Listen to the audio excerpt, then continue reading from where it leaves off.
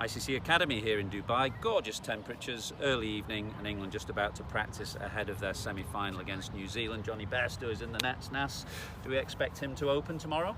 I think so. We've heard no whispers. As ever, Owen Morgan keeps everything close to his chest, and he'll announce at the toss tomorrow. We expect sort of Billings maybe to come into the middle order.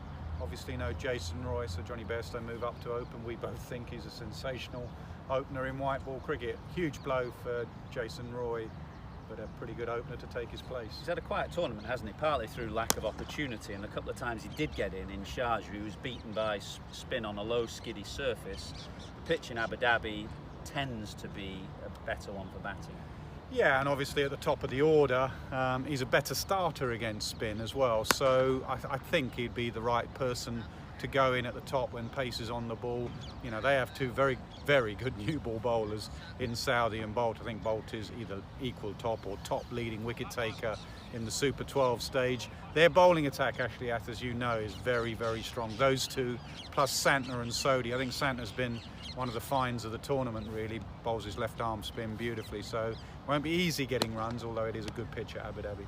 Can't work out actually whether the venue plays to England's strengths or not, in the sense that a high scoring game ought to play to England's strengths, because New Zealand generally have hovered around that, 140, 150, 160 mark. They're comfortable chasing that, maybe less comfortable with bigger totals, but equally bigger boundaries will help protect against England's powerful middle order.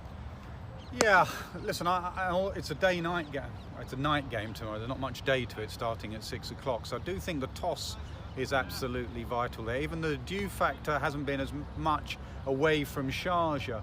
So I think the toss will have a factor in that. You're right about the big boundaries, although I'm doing the pitch report and someone sent me the dimensions. There is quite a short boundary around about the square leg region.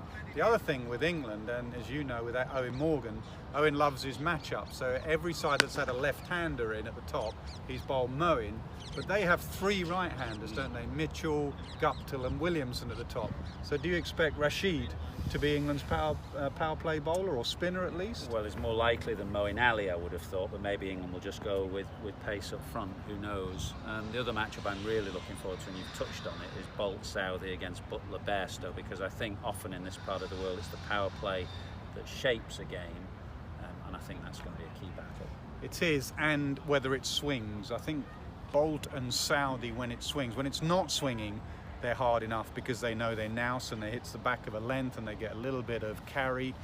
And Southey at the end bowls those little slower balls quite subtly, actually. But Bolt and Southey, if it swings, it hasn't swung that much, but occasionally it's shaped, they become a real handful. And someone like Johnny will be in there now, really working his technique. It's not just about hitting through the line. Well, we've just been watching Johnny Bairstow. He's got the most enormous bat with him, most enormous piece of wood, and he hits it rather better to the man to my right. Are you okay with flip-flops for Dean? Today. You remember the very Today. first one of these you did?